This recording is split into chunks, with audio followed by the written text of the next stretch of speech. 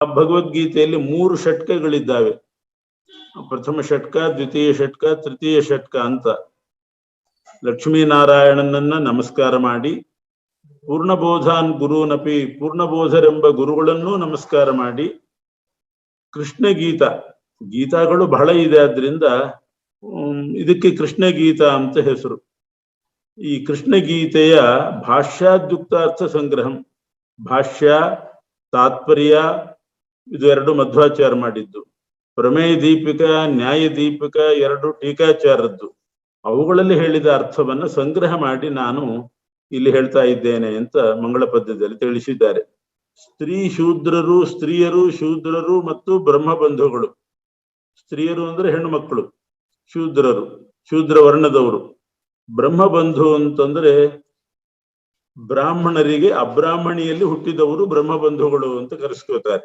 ಬ್ರಾಹ್ಮಣರಿಗೆ ಬ್ರಾಹ್ಮಣರಲ್ಲೇ ಹುಟ್ಟಿದರೆ ಬ್ರಾಹ್ಮಣರು, ಅಬ್ರಾಹ್ಮಣಿಯಲ್ಲಿ ಸ್ತ್ರೀಯಲ್ಲಿ ಹುಟ್ಟಿದರೆ ಬ್ರಹ್ಮ ಬಂಧುಗಳು. ಅವರಿಗೆಲ್ಲ ವೇದಕ್ಕೆ ಅಧಿಕಾರ ಇಲ್ಲ.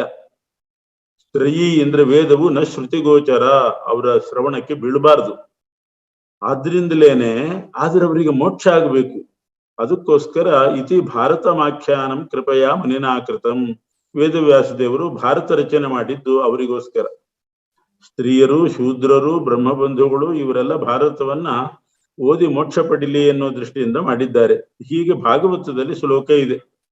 ಆದ್ರಿಂದ ವೇದಾರ್ಥ ಜ್ಞಾನ ಅನಧಿಕಾರಿಣಾಂ, ವೇದಾರ್ಥ ಜ್ಞಾನಕ್ಕೆ ಯಾರು ಅರ್ಹರಲ್ಲವೋ ಅಂಥ ಸ್ತ್ರೀ ಶೂದ್ರಾದಿಗಳಿಗೂ ಧರ್ಮ ಮತ್ತು ಜ್ಞಾನ, ಧರ್ಮದ ಜ್ಞಾನ ಬರಬೇಕು, ಅದರಿಂದ ಮೋಕ್ಷ ಆಗಬೇಕು ಅನ್ನುವ ಉದ್ದೇಶದಿಂದ ವೇದವ್ಯಾಸ ದೇವರು ಮಹಾಭಾರತವನ್ನ ರಚನೆ ಮಾಡಿದರು. 18 ಪರ್ವದ ಭಾರತವನ್ನ ರಚನೆ ಮಾಡಿದ್ದಾರೆ. ಸಂಭವ ಪರ್ವ, ಆಮೇಲೆ ಅದಕ್ಕೆ ಆದಿಪರ್ವ ಅಂತಲೂ ಕರೀತಾರೆ. ಆಮೇಲೆ ಸಭಾ ಪರ್ವ, ಅರಣ್ಯ ಪರ್ವ, ವಿರಾಟ ಪರ್ವ, ಉದ್ಯೋಗ ಪರ್ವ, ಭೀಷ್ಮ ಪರ್ವ, ದ್ರೋಣ ಪರ್ವ, ಕರ್ಣ ಪರ್ವ, ಶಲ್ಯ ಪರ್ವ, ಗದಾ ಪರ್ವ, ಸೌಷುಪ್ತಿಕ ಪರ್ವ, ಶಾಂತಿ ಪರ್ವ, ಆನುಶಾಸನಿಕ ಪರ್ವ, ಅಶ್ವಮೇಧಿಕ ಪರ್ವ, ಮೌಸಲ ಪರ್ವ, ಮಹಾಪ್ರಸ್ಥಾನ ಪರ್ವ, ಸ್ವರ್ಗಾರೋಹಣ ಪರ್ವ, ಭವಿಷ್ಯತ್ ಪರ್ವ ಅಂತ 18 ಪರ್ವಾತ್ಮಕವಾದ ಭಾರತವನ್ನ ರಚನೆ ಮಾಡಿ ತತ್ರ ಆ ಮಹಾಭಾರತದಲ್ಲಿ ಭೀಷ್ಮ ಪರ್ವದಲ್ಲಿ ಭಗವದ್ಗೀತೆಯನ್ನು ಸೇರಿಸಿದ್ದಾರೆ. ತತ್ರ ಆ ಭಾರತದಲ್ಲಿ ಭೀಷ್ಮ ಪರ್ವದಲ್ಲಿ ಭಾರತ ಪಾರಿಜಾತ ಮಧುಭೂತಾಂ, ಮಹಾಭಾರತ ಪಾರಿಜಾತ ವೃಕ್ಷವಾದರೆ ಅದರ ಹೂವಿನ ರಸ ಅದರಂತೆ ಇರತಕ್ಕಂತಹದ್ದು ಗೀತ. ಮಹಾಭಾರತ ಪಾರಿಜಾತ, ಅದರ ಮಧುವೆ ಗೀತ.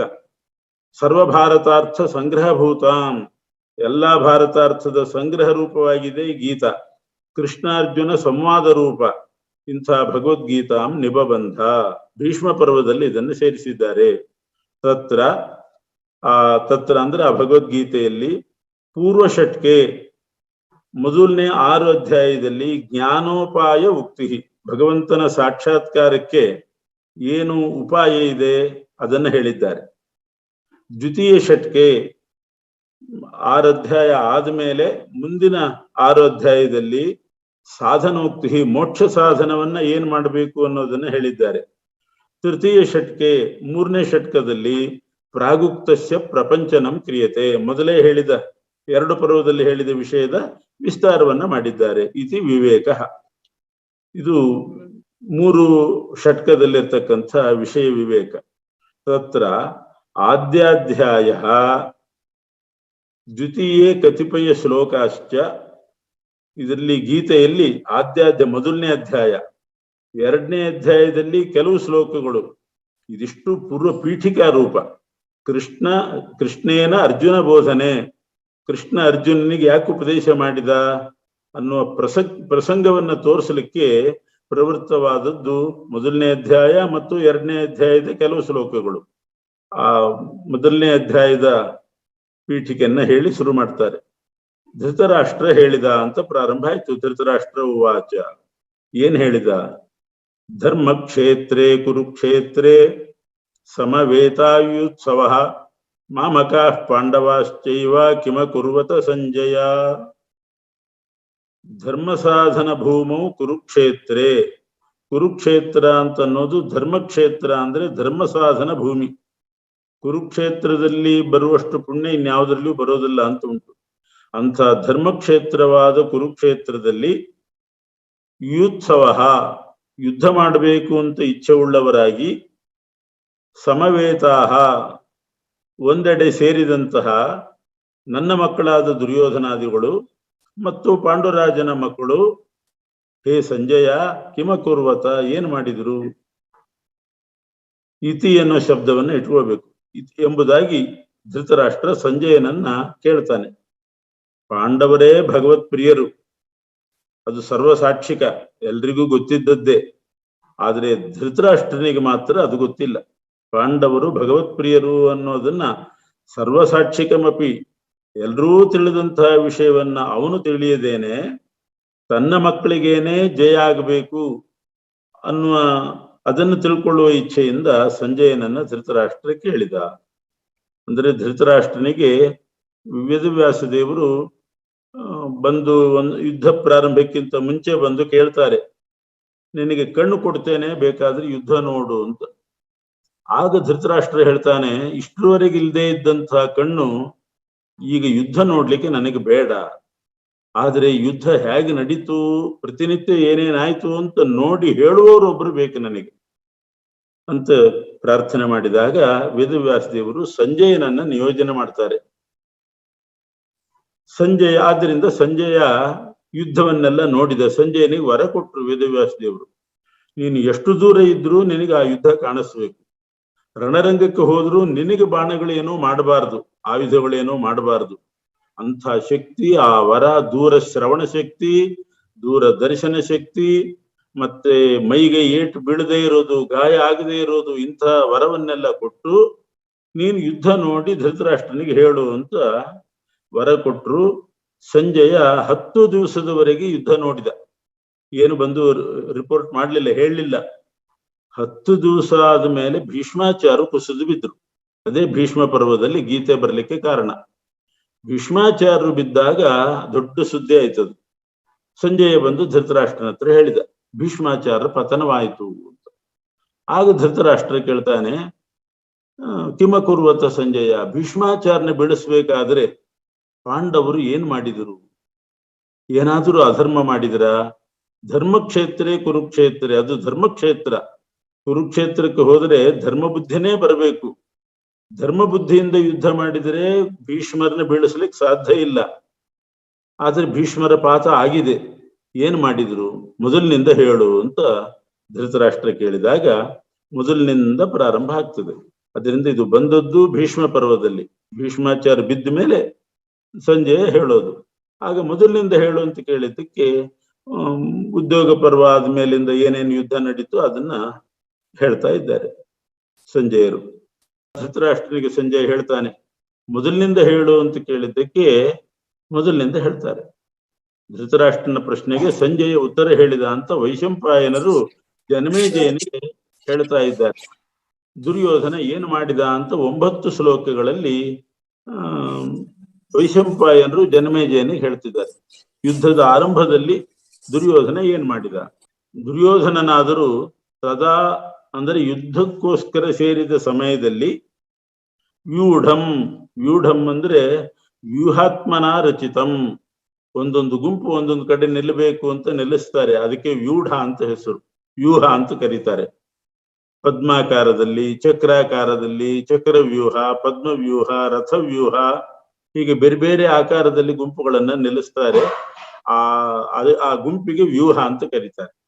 ಆ ರೀತಿ ವ್ಯೂಹಾತ್ಮನ ರಚಿತವಾದ ಪಾಂಡವರ ಸೈನ್ಯವನ್ನ ದೃಷ್ಟ್ವಾತು, ನೋಡಿದ ಕೂಡಲೇ ದ್ರೋಣಾಚಾರ್ಯ ಸಮೀಪ ಆಗತ್ಯ, ದ್ರೋಣಾಚಾರ್ಯರ ಹತ್ತಿರಕ್ಕೆ ಬಂದು ವಚನಮುವಾಚ, ದುರ್ಯೋಧನ ಹೇಳ್ತಾನೆ. ಏನ್ ಹೇಳಿದ ದುರ್ಯೋಧನ ಯುದ್ಧಾರಂಭದಲ್ಲಿ ಪಾಂಡವರ ಸೈನ್ಯ ನೋಡಿ ದ್ರೋಣಾಚಾರ್ಯಗೆ ಏನ್ ಹೇಳಿದ ಅನ್ನೋದನ್ನು ವೈಶಂಪಾಯನರು ಜನಮೇಜಯನಿಗೆ ಅನುವಾದ ಮಾಡ್ತಾ ಇದ್ದಾರೆ. ಹೇ ಆಚಾರ್ಯ, ದ್ರೋಣಾಚಾರ್ಯ ಗುರುಗಳು ಎಲ್ರಿಗೂ, ಪಾಂಡವರಿಗೂ ಹೇಳ್ಕೊಟ್ಟವ್ರು ಅವರೇ. ಅದರಿಂದ ಹೇ ಆಚಾರ್ಯ ಗುರುಗಳೇ, ತತ್ರ ಆ ಪಾಂಡವರ ಸೈನ್ಯದಲ್ಲಿ ತವ ಶಿಷ್ಯೇಣ ಧೀಮತ, ನಿಮ್ಮ ಶಿಷ್ಯನೇ ಆಗಿರ್ತಕ್ಕಂಥ ಬುದ್ಧಿವಂತನಾದ ಧೃಷ್ಟದ್ಯುಮ್ನೇನ, ದ್ರುಪದ ಪುತ್ರ ಅಂದ್ರೆ ಧೃಷ್ಟದ್ಯುಮ್ನ, ದ್ರುಪದ ರಾಜನ ಮಗ ಧೃಷ್ಟದ್ಯುಮ್ನ. ಅವನು ಸೇನಾ ನಾಯಕ. ವ್ಯೂಹಾತ್ಮನ ರಚಿತವಾದಂತಹ ಪಾಂಡುಪುತ್ರಾಣಾಂ ಏತಾಂ ಮಹತೀಂ ಚಮೂಂ, ಪಾಂಡವರ ದೊಡ್ಡ ಚಮು ಅಂದ್ರೆ ಸೈನ್ಯ, ಈ ಸೈನ್ಯವನ್ನ ನೋಡ್ರಿ ಅಂತ ದ್ರೋಣಾಚಾರ್ಯರಿಗೆ ದುರ್ಯೋಧನ ಹೇಳಿದ. ಏನ್ ನೋಡ್ರಿ ಅಂದ್ರೆ ಏನ್ ನೋಡ್ಬೇಕು? ಆ ಪಾಂಡವರ ಸೈನ್ಯದಲ್ಲಿ ಯಾರ್ಯಾರು ಸೇರಿದ್ದಾರೆ ನೋಡ್ರಿ ಅಂತ.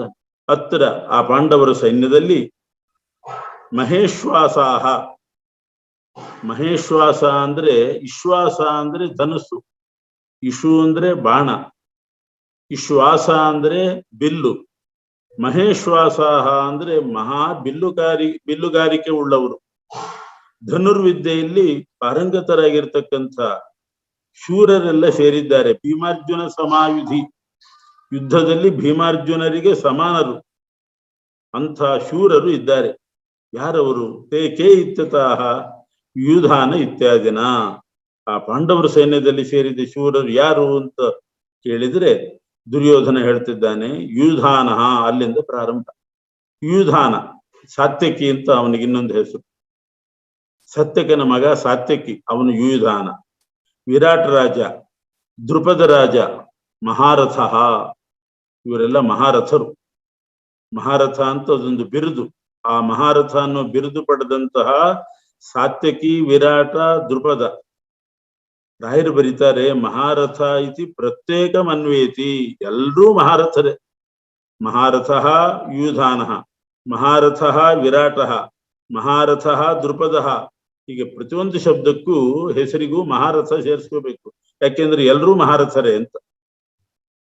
ಆಮೇಲೆ ಧೃಷ್ಟಕೇತು, ಚೇಕಿತಾನಃ, ಕಾಶಿರಾಜಶ್ಚ ವೀರ್ಯವಾನ್. ವೀರ್ಯವಾನ್ ಅಂದ್ರೆ ಮಹಾಪರಾಕ್ರಮಶಾಲಿಗಳು, ಇನ್ನೊಬ್ಬರ ಮೇಲೆ ಆಕ್ರಮಣ ಮಾಡತಕ್ಕಂಥ ಒಂದು ಧೈರ್ಯ ಬೇಕು, ಅದಕ್ಕೆ ಪರಾಕ್ರಮ ಅಂತಾರೆ.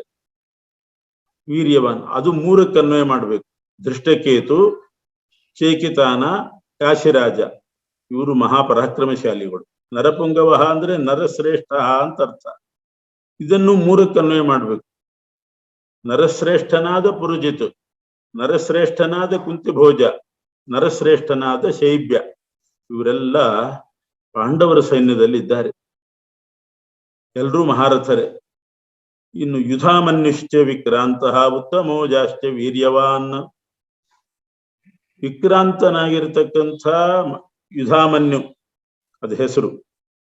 ವೀರ್ಯವಾನ್ ಪರಾಕ್ರಮಶಾಲಿಯಾದ ಉತ್ತಮೋಜಾಶ್ಚ, ಮಹಾ ಓಜಸ್ಸುಳ್ಳಂತ ಯುಧಾಮನ್ಯು. ಸೌಭದ್ರ, ಸುಭದ್ರೆ ಮಗ ಅಭಿಮನ್ಯು. ದ್ರೌಪದೇಯಾಶ್ಚ, ದ್ರೌಪದಿಯ ಮಕ್ಕಳು, ದ್ರೌಪದಿಯ ಮಕ್ಕಳು, ಪಾಂಡವರಿಗೆ ಹುಟ್ಟಿದಂತಹ ದ್ರೌಪದಿಯ ಮಕ್ಕಳು. ಸರ್ವ ಏವ ಮಹಾರಥ, ಇವರೆಲ್ಲರೂ ಮಹಾರಥರೇ. ಮಹಾರಥ ಅಂದ್ರೆ ಏನು ಅಂತ ರಾಯರು ಅದರ ವಿವರಣೆ ಮಾಡ್ತಾರೆ. ಮಹಾರಥತ್ವಂ ನಾಮ ಏಕೋ ದಶಸಹಸ್ರಾಣಾಂ ಯೋಧಯೇದ್ಯ ಸ ಧನ್ವಿನಾಂ ಶಾಸ್ತ್ರ ಪ್ರವೀಣಶ್ಚ ಮಹಾರಥ ಇತಿ ಸ್ಮೃತಃ. ಒಬ್ಬ ವ್ಯಕ್ತಿ ನಿಂತುಕೊಂಡು ದಶಸಹಸ್ರಾಣಾಂ 10,000 ಜನರ ಜೊತೆಗೆ, ಧಾನುಷ್ಕರ ಜೊತೆಗೆ 10,000 ಧನ್ವಿಗಳ ಜೊತೆಗೆ ಒಬ್ಬ ವ್ಯಕ್ತಿ ಹೋರಾಟ ಮಾಡಿದರೆ ಅವನಿಗೆ ಮಹಾರಥ ಅಂತ ಕರೀತಾರೆ. ಅವನು ಶಸ್ತ್ರ ಮತ್ತು ಶಾಸ್ತ್ರ ಎರಡರಲ್ಲೂ ಪ್ರವೀಣನಾಗಿರ್ಬೇಕು. ಒಬ್ಬನು 10,000 ಜನರ ಜೊತೆಗೆ ಯುದ್ಧ ಮಾಡುವ ಸಾಮರ್ಥ್ಯ ಹೊಂದಿರಬೇಕು. ಇವರೆಲ್ಲರೂ ಮಹಾರಥರೇ ಪಾಂಡವರ ಕಡೆ ಸೇರಿತು. ಪಾಂಡವರ ಸೈನ್ಯದ ಹಾಗೆ ಅಲ್ಲ ನಮ್ಮದು, ಸ್ವಲ್ಪ ವ್ಯತ್ಯಾಸ ಇದೆ ಅಂತ ತೋರಿಸ್ತಾ ಇದ್ದಾರೆ. ತು ಅನ್ನೋ ಅಕ್ಷರಕ್ಕೆ ಇಷ್ಟ ಅರ್ಥ. ಪಾಂಡವರಿಗೆ ಸೈನ್ಯಕ್ಕಿಂತ ವಿಲಕ್ಷಣವಾಗಿದೆ ನಮ್ಮದು, ಅಂದ್ರೆ ಅಷ್ಟಿಲ್ಲ, ಅದಕ್ಕೆ ಸಮಾನ ಅಲ್ಲ ಅನ್ನೋ ಅಭಿಪ್ರಾಯ ದುರ್ಯೋಧನನಿಗೆ ಬಂದಿದೆ. ಅದನ್ನು ತೋರಿಸ್ಲಿಕ್ಕೆ ತುಷ. ಅಸ್ಮಾಕಂ ಸಂಬಂಧಿನಃ, ನಮ್ಮ ಸಂಬಂಧಿಗಳು ಬಂದಿದ್ದಾರೆ. ವಿಶಿಷ್ಟಾಹ ಅಂದ್ರೆ ಬಲಿಷ್ಠರು. ನಾಯಕ ಮಮ ಸೈನ್ಯಸ್ಯ, ನನ್ನ ಸೈನ್ಯದ ನೇತಾರರು ಯಾರಿದ್ದಾರೆ? ತಾನ್ ನಿಬೋಧ, ಬುದ್ಧಿಯಲ್ಲಿ ಅವ್ರನ್ನ ಇಟ್ಕೊಂಡಿರ್ರಿ. ನಿಬೋಧ ಅಂದ್ರೆ ತಿಳ್ಕೊಳ್ರಿ ಅವರನ್ನ. ನಿಮಗೆ ಚೆನ್ನಾಗಿ ಗೊತ್ತಾಗ್ಲಿ ಅಂತ ನಾನು ಹೇಳ್ತಾ ಇದ್ದೀನಿ. ನಮ್ ಕಡೆ ಯಾರ್ಯಾರಿದ್ದಾರೆ ಅವ್ರ ಮೇಲೆ ದೃಷ್ಟಿ ಬೀಳ್ಲಿ ನಿಮ್ದು ಅಂತ ಹೇಳ್ತಾ ಇದ್ದೀನಿ. ಸಂಜ್ಞಾರ್ಥಂ ಸಮ್ಯಕ್ ಜ್ಞಾನಾರ್ಥಂ ತಾನ್ ಬ್ರವೀಮಿ. ದ್ವಿಜೋತ್ತಮ ಅಂತ ಆಚಾರ್ಯರಿಗೆ ಸಂಬೋಧನೆ ಮಾಡಿದ್ದು ದ್ರೋಣಾಚಾರ್ಯರನ್ನ. ತಾನಾಹ ದ್ವಾಭ್ಯಾಂ 2 ಶ್ಲೋಕದಿಂದ ತನ್ನ ಕಡೆ ಇರತಕ್ಕಂಥ ಸೈನಿಕರ ಸೇನಾ ನಾಯಕರ ನೇತಾರರ ಹೆಸರನ್ನು ಹೇಳ್ತಾ ಇದ್ದಾನೆ ದುರ್ಯೋಧನ. ಭವಾನ್ ಮೊದಲು ದ್ರೋಣಾಚಾರ್ಯ ಹೆಸರೇ ಹೇಳಿದ. ಭವಾನ್ ನೀವಿದ್ದೀರಿ ನಮ್ ಕಡೆ. ಭೀಷ್ಮಶ್ಚ ಭೀಷ್ಮಾಚಾರ್ಯ ಇದ್ದಾರೆ. ಕರ್ಣಶ್ಚ ಕರ್ಣ. ಕೃಪಶ್ಚ ಕೃಪಾಚಾರ್ಯರು. ಸಮಿತಿಂಜಯ ಯುದ್ಧೇ ಜಯಶೀಲ, ಯುದ್ಧದಲ್ಲಿ ಜಯಶೀಲರು ಇವರೆಲ್ಲ. ಇನ್ನು ಅಶ್ವತ್ಥಾಮ ಅಶ್ವತ್ಥಾಮರು ನಮ್ಮ ಕಡೆ ಇದ್ದಾರೆ. ವಿಕರ್ಣಶ್ಚ ವಿಕರ್ಣ ಅಂತ ಒಬ್ಬ, ದುರ್ಯೋಧನ ಮೊದಲಾದ 100 ಮಕ್ಕಳಲ್ಲಿ ಒಬ್ಬ ವಿಕರ್ಣ. ಸೋಮದತ್ತಿ ಸೋಮದತ್ತನ ಮಗ. ಭೂರಿಶ್ರವ ಅಂತ ಅವನ ಹೆಸರು. ಇನ್ನೂ ಬೇಕಾದಷ್ಟು ಮಂದಿ ಶೂರರಿದ್ದಾರೆ ನಮ್ಮ ಕಡೆ, ಇಲ್ಲ ಅಂತಲ್ಲ. ಆದ್ರೆ ನನಗೋಸ್ಕರ ಪ್ರಾಣ ಬಿಡ್ಲಿಕ್ಕೆ ಬಂದವರಷ್ಟೇ, ನೀವು ಯುದ್ಧ ಮಾಡ್ಲಿಕ್ಕೆ ಬಂದವರಲ್ಲ. ದಾಕ್ಷಿಣ್ಯಕ್ಕೆ ಪ್ರಾಣ ಹೋದ್ರೂ ಪರವಾಗಿಲ್ಲ, ಅವನ ಅನ್ನ ತಿಂದಿದ್ದೀವಲ್ಲ, ಹೋಗಿ ಯುದ್ಧ ಮಾಡೋಣ, ದುರ್ಯೋಧನನ ಕಡೆ ಸೇರೋಣ ಅಂತ ದಾಕ್ಷಿಣ್ಯಕ್ಕೆ ಬಂದವರು. ಪ್ರಾಣ ತೆಗಿಲಿಕ್ಕೆ ನಿಶ್ಚಯ ಮಾಡ್ಕೊಂಡು ಬಂದವರಲ್ಲ, ಪ್ರಾಣ ಬಿಡ್ಲಿಕ್ಕೆ ನಿಶ್ಚಯ ಮಾಡ್ಕೊಂಡು ಬಂದವರು. ನಾನಾ ಶಸ್ತ್ರ ಪ್ರಹರಣಾಹ, ಇವರಿಗೆಲ್ಲ ಆಯುಧ ಬೇಕು, ಆಯುಧ ಇಲ್ಲದೆ ಯುದ್ಧ ಮಾಡುವವರಲ್ಲ. ಆದ್ರೆ ಆ ಕಡೆ ಭೀಮ ಇದ್ದಾನೆ, ಅವನಿಗೆ ಆಯುಧ ಬೇಕಾಗಿಲ್ಲ, ಬರಿಗೈಯಲ್ಲಿ ಹೋಗಿ ಯುದ್ಧ ಮಾಡ್ತಾನೆ. ಅಂಥವ್ರು ಆ ಕಡೆ ಇದ್ದಾರೆ. ಇವರೆಲ್ಲರೂ ಕೂಡ ನಾನಾ ಶಸ್ತ್ರ ಪ್ರಹರಣಾಹ. ಪ್ರಹರಣ ಅಂದ್ರೆ ಅಸ್ತ್ರ, ಅಸ್ತ್ರ ಶಸ್ತ್ರ ಅಂತ ಬೇರೆ ಬೇರೆ. ಅಸ್ತ್ರ ಅಂದ್ರೆ ಮಂತ್ರದಿಂದ ಅಭಿಮಂತ್ರಿಸಿ ಬಾಣ ಪ್ರಯೋಗ ಮಾಡಿದರೆ ಆ ಬಾಣ ಅಸ್ತ್ರ ಆಗ್ತದೆ.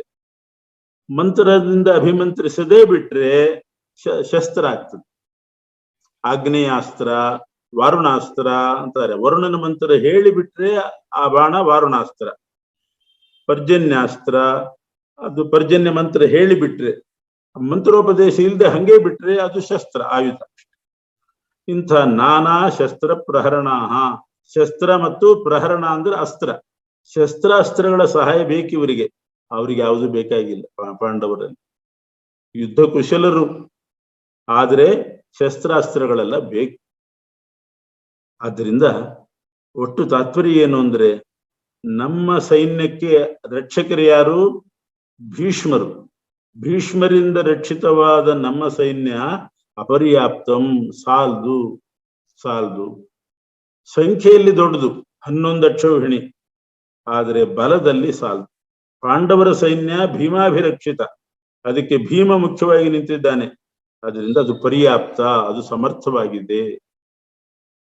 ಯಾಕೆಂದ್ರೆ ಭೀಷ್ಮರು ಅಲ್ಲಿ ಬಲ, ಇಲ್ಲಿ ಭೀಮ ಬಲ. ತಾರತಮ್ಯ ನೋಡಿದ್ರೆ ಎಷ್ಟು ದೊಡ್ಡವನು ಭೀಮ ಭೀಷ್ಮರಿಗಿಂತ. 18ನೇ ಕಕ್ಷೆ ಭೀಷ್ಮರದ್ದು, 3ನೇ ಕಕ್ಷೆ ಭೀಮಂದು. 3ನೇ ಸ್ಥಾನದಲ್ಲಿದ್ದಾನೆ ದೇವತೆಗಳಲ್ಲಿ. ಭೀಷ್ಮಾಚಾರ್ಯರು 18ರಲ್ಲಿದ್ದಾರೆ. ದ್ಯುನಾಮಕ ವಸು ಅವರೆಲ್ಲ 18ನೇ ಕಕ್ಷೆಗೆ ಬರ್ತಾರೆ. ಅಂದ್ರೆ 2 ಸೈನ್ಯದಲ್ಲಿ ಬಲಿಷ್ಠ ಪರಿಗಣನೆ. ಯಾವ ಸೈನ್ಯ ಬಲಿಷ್ಠ ಅಂತ ಪರಿಗಣನೆ ಮಾಡಿದಾಗ ಪಾಂಡವ ವಿಜಯೇ ಮಮ ಸಂದೇಹೋ ಅಸ್ತಿ. ಪಾಂಡವರನ್ನ ನಾವು ಗೆಲ್ತೇವೆ ಅನ್ನೋ ವಿಷಯದಲ್ಲಿ ನನಗೆ ಸಂದೇಹ ಇದೆ. ಆದ್ರಿಂದ ತಥೋ ಭವದಾದಯ ಸರ್ವೇ, ನೀವೆಲ್ಲರೂ ಕೂಡ ದ್ರೋಣಾಚಾರ್ಯ, ನೀವು ನಿಮ್ಮವರು ಎಲ್ಲರೂ ಕೂಡ ಬಹುಸನ್ನದ್ಧ ಭವಂತು, ಬಹಳ ಎಚ್ಚರಿಕೆಯಿಂದ ಸಿದ್ಧರಾಗಿರ್ರಿ ಅನ್ನೋ ಭಾವನೆಯಿಂದ ಅಪರ್ಯಾಪ್ತಂ ಅನ್ನೋ ಶ್ಲೋಕ ಹೇಳಿದ್ದಾನೆ ದುರ್ಯೋಧನ. ಇಲ್ಲಿ ಯಾರ್ಯಾರ ಹೆಸರು ಹೇಳಿದ ಎಲ್ಲರೂ ಕೂಡ ಒಂದೊಂದು ರೀತಿಯಲ್ಲಿ ನ್ಯೂನತೆ ಉಳ್ಳವರೇ. ಈಗ ದ್ರೋಣಾಚಾರ್ಯರು, ಅವರು ಗುರುಗಳು, ಪಾಂಡವರಿಗೆ ಗುರುಗಳಾಗ್ತಾರೆ, ಅವರಷ್ಟು ಚೆನ್ನಾಗಿ ಯುದ್ಧ ಮಾಡ್ಲಾರರು. ಭೀಷ್ಮಾಚಾರ್ಯರು ಮೊದಲಿಂದ ಪಾಂಡವರ ಪಕ್ಷಪಾತಿಗಳು. ಕರ್ಣ, ಅವನು ಶಾಪಗ್ರಸ್ತ, ಪರಶುರಾಮದಿಂದ ಶಾಪ, ನಿನಗೆ ಯುದ್ಧದ ಸಂದರ್ಭದಲ್ಲಿ ಮರೆತು ಹೋಗ್ಲಿ ಅಂತ ಶಾಪ. ಕೃಪಾಚಾರ್ಯರು, ಅವರು ಆಚಾರ್ಯರೇ, ಬ್ರಾಹ್ಮಣರು. ಇನ್ನು ಅಶ್ವತ್ಥಾಮ ರುದ್ರಾವತಾರಿ, ಭೀಮಾದಿಗಳಿಗಿಂತ ಕೆಳಗಿರ್ತಕ್ಕಂಥವನು.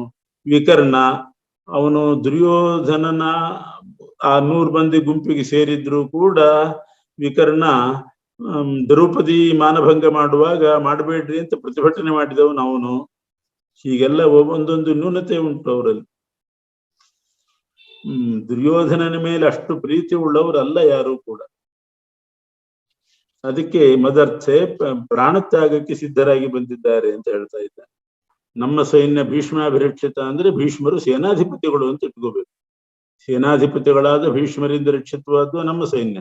ಬಲಿಷ್ಠರಿಂದ ಕೂಡಿದಂತಹ ಬಲಂ ಪಾಂಡವರನ್ನ ಗೆಲ್ಲೋದರಲ್ಲಿ ಸಮರ್ಥವಲ್ಲ ಅಂತ ಅನಿಸ್ತಾ ಇದೆ. ಭೀಮ ಅವನು ಸೇನಾಪತಿಯನ್ನಲ್ಲ, ಆದರೂ ರಕ್ಷಕ. ಅವನಿಂದ ರಕ್ಷಿತವಾದ ಪಾಂಡವರ ಸೈನ್ಯ ಪರ್ಯಾಪ್ತಂ, ನಮ್ಮನ್ನ ಗೆಲ್ಲೋದ್ರಲ್ಲಿ ಅದು ಶಕ್ತವಾಗಿ ಕಾಣಿಸ್ತಾ ಇದೆ. ನನಗೆ ಈ ರೀತಿ ಸಂದೇಹ ಬಂದದ್ರಿಂದ ಯಸ್ಮಾದೇವ ಮತಃ ಭವಂತ ಸರ್ವ ಏವ, ನೀವೆಲ್ಲರೂ ಕೂಡ ಸರ್ವೇಷು ಅಯನೇಷು, ಸರ್ವೇಷು ಅಯನೇಷು ಅಂದ್ರೆ ವ್ಯೂಹದಲ್ಲಿ ಪ್ರವೇಶ ಮಾಡತಕ್ಕಂಥ ಮಾರ್ಗದಲ್ಲಿ ಅಂತ ಅರ್ಥ. ವ್ಯೂಹ ಪ್ರವೇಶ ಮಾಡಿ ಯುದ್ಧ ಮಾಡಬೇಕು. ಪ್ರವೇಶ ಮಾರ್ಗಗಳಲ್ಲಿ ಯಥಾಭಾಗಂ ಅವಸ್ಥಿತಾಃ, ಯಥಾಭಾಗಂ ಅಂದ್ರೆ ಸ್ವಸ್ವ ರಣಭೂಮಿ ಸ್ಥಾನೇಶು, ನಿಮ್ಮ ರಣಭೂಮಿ ಸ್ಥಾನದಲ್ಲಿ ಒಬ್ಬೊಬ್ಬರಿಗೆ ಒಂದೊಂದು ಜಾಗ ಕೊಟ್ಟಿರ್ತಾರೆ. ನಿಮ್ಮ ರಣಭೂಮಿ ಸ್ಥಾನದಲ್ಲಿ ದೃಢಮವಸ್ಥಿತಾಃ, ಓಡಿ ಹೋಗದಂತೆ ದೃಢವಾಗಿ ಇದ್ದವರಾಗಿ ಭೀಷ್ಮಮೇವ ಅಭಿರಕ್ಷಂತು, ಭೀಷ್ಮರನ್ನ ಮುಖ್ಯವಾಗಿ ಕಾಪಾಡ್ರಿ ನೀವೆಲ್ಲ. ಬೇರೆಯವ್ರ ಜೊತೆಗೆ ಯುದ್ಧ ಮಾಡುವಾಗ ಹಿಂದಿನಿಂದ ಬಂದು ಯಾರಾದರೂ ಭೀಷ್ಮರನ್ನ ಕೊಂದಾರು, ಕೊಲ್ಲದಂತೆ ತಥಾ ರಕ್ಷಂತು, ಭೀಷ್ಮರ್ನ ಅವರ ಹಿಂದೆ ಯಾರೂ ಶತ್ರುಗಳು ಬರದೇ ಇದ್ದ ಹಾಗೆ ನೀವು ನೋಡ್ಕೊಳ್ರಿ. ಇತಿ ದ್ರೋಣಾಚಾರ್ಯ ಮುಕ್ತ ವಿಷಸಾದ. ಹೀಗೆ 9 ಶ್ಲೋಕಗಳಿಂದ ದುರ್ಯೋಧನ ದ್ರೋಣಾಚಾರ್ಯ ಹತ್ರ ಏನ್ ಹೇಳಿದ ಯುದ್ಧಕ್ಕಿಂತ ಮುಂಚೆ ಅದನ್ನ ಹೇಳಿದ. ಈ ರೀತಿ ವಿಷಾದಕ್ಕೊಳಗಾಗಿರ್ತಕ್ಕಂಥ ದುರ್ಯೋಧನನಿಗೆ ಹರ್ಷಂ ಸಂಜನಯನ್, ಸಂತೋಷವನ್ನ ಉಂಟು ಮಾಡ್ಲಿಕ್ಕೆ, ಇಲ್ಲಿ ಸಂಜನಯನ್ ಅಂತ ಇದೆ ಗೀತೆಯಲ್ಲಿ, ಜನಯಿತುಂ ಅಂತ ಅರ್ಥ ಮಾಡ್ಬೇಕು. ಅದು ಲಕ್ಷಣ ಹೇತ್ವೋ ಕ್ರಿಯಾಯಾ ಅಂತ ಒಂದು ಪಾಣಿನಿ ಸೂತ್ರದಲ್ಲಿ ಜನಯಿತುಂ ಅನ್ನೋ ಆಗುವ ಸ್ಥಳದಲ್ಲಿ ಜನಯನ್ ಅಂತ ಆಗತ್ತೆ ಅಂತ ಹೇಳಿದ್ದಾರೆ. ಆ ದುರ್ಯೋಧನನಿಗೆ ಸಂತೋಷ ಹುಟ್ಟಿಸ್ಲಿಕ್ಕೆ, ಉತ್ಸಾಹ ಹುಟ್ಟಿಸ್ಲಿಕ್ಕೆ ಪ್ರತಾಪವಾನ್ ಕುರುವೃದ್ಧ ಪಿತಾಮಹ, ಪ್ರತಾಪಶಾಲಿಗಳಾದ ಕುರುವೃದ್ಧರಾದ ಕೌರವರಲ್ಲಿ ವೃದ್ಧರಾದಂತಹ ಪಿತಾಮಹರಾದ ಭೀಷ್ಮರು ಸಿಂಹನಾದಂ ವಿನದ್ಯ, ಸಿಂಹನಾದಂ ವಿನದ್ಯ ಅಂದ್ರೆ ಜೋರಾಗಿ ಸಿಂಹದಂತೆ ಧ್ವನಿ ಮಾಡಿ ಶಂಖಂ ದಧ್ಮೌ, ಶಂಖ ಊದಿದ್ರು. ಆ ಧ್ವನಿಯಿಂದ ಅವನಿಗೆ ಉತ್ಸಾಹ ಬರಬೇಕು. ದಧ್ಮೌ ಅಂದ್ರೆ ಧಮಾ ಶಬ್ದೆ ಅಂತ ಧಾತು, ಊದಿದ್ರು ಅಂತ ಶಬ್ದ ಮಾಡಿದ್ರು ಅಂತ ಅರ್ಥ. ಭೀಷ್ಮಾಚಾರ್ಯರು ಶಂಖ ಊದಿದ ಮೇಲೆ ತತಃ ಶಂಖಧ್ವಾನಾನಂತರಂ, ಭೀಷ್ಮಾಚಾರ್ಯರು ಶಂಖಧ್ವನಿ ಮಾಡಿದ ಮೇಲೆ ಪ್ರಣವ, ಆನಕ, ಗೋಮುಖ, ಇದೆಲ್ಲ ವಾದ್ಯಗಳು, ದೇವಲೋಕದ ವಾದ್ಯಗಳು. ಪ್ರಣವ, ಆನಕ, ಗೋಮುಖ ಅನ್ನೋ ವಾದ್ಯಗಳೆಲ್ಲ ಸಹಸೈವ ಒಟ್ಟಿಗೆ ಯುಗಪದೇವ ಒಂದೇ ಸಲಕ್ಕೆ ಮೊಳಗಿದುವು. ಅಭ್ಯಹನ್ಯಂತ ಸಶಬ್ದ ತುಮುಲೋಭವತ್, ಆ ಶಬ್ದ ತುಮುಲ ಅಂದ್ರೆ ಎಲ್ಲ ದಿಕ್ಕಿನಲ್ಲಿ ವ್ಯಾಪಿಸಿತು. ಮೊದಲು ಭೀಷ್ಮಾಚಾರ್ಯ ಶಂಖನಾದ ಮಾಡಿದ್ರು, ದುರ್ಯೋಧನಿಗೆ ಸಂತೋಷ ಆಗ್ಲಿ, ಅವನಿಗೆ ಉತ್ಸಾಹ ಬರ್ಲಿ ಅಂತ ಎಲ್ಲಾ ಕಡೆ ಪ್ರಣವ, ಆನಕ, ಗೋಮುಖ ವಾದ್ಯ ಘೋಷ ನಡೀತು. ಆ ಶಬ್ದ ಎಲ್ಲಾ ಕಡೆ ವ್ಯಾಪಿಸಿತು. ಆಮೇಲೆ ಕೃಷ್ಣ ಮತ್ತು ಅರ್ಜುನ, ಮಾಧವ ಪಾಂಡವಶ್ಚೈವ, ಒಂದು ದೊಡ್ಡ ರಥದಲ್ಲಿ ಕೂತಿರ್ತಕ್ಕಂಥ ಶ್ವೇತೈರ್ ಹಯೈರ್ ಯುಕ್ತೆ, ಬಿಳಿ ಬಣ್ಣದ ಕುದುರೆಗಳಿಂದ ಕೂಡಿದ ರಥದಲ್ಲಿ ಇರುವಂತಹ ಮಾಧವ ಪಾಂಡವಶ್ಚೈವ, ಕೃಷ್ಣ ಮತ್ತು ಅರ್ಜುನರು ದಿವ್ಯವು ಶಂಖವು, ದಿವ್ಯವಾದ ಶಂಖಗಳನ್ನ ಊದಿದ್ರು. ಯಾವುದದು ದಿವ್ಯ ಶಂಖ ಅಂತಂದ್ರೆ ಋಷಿಕೇಶ, ಕೃಷ್ಣನು ಪಾಂಚಜನ್ಯ ಅನ್ನುವ ಶಂಖವನ್ನು ಊದಿದ. ಧನಂಜಯ ಅಂದ್ರೆ ಅರ್ಜುನ, ಧನ ಅಂದ್ರೆ ಯುದ್ಧ. ಸಂಸ್ಕೃತದಲ್ಲಿ ಧನ ಅಂದ್ರೆ 2 ಅರ್ಥ ಇದೆ, ಹಣ ಅಂತಲೂ ಅರ್ಥ ಇದೆ, ಯುದ್ಧ ಅಂತಲೂ ಅರ್ಥ ಇದೆ.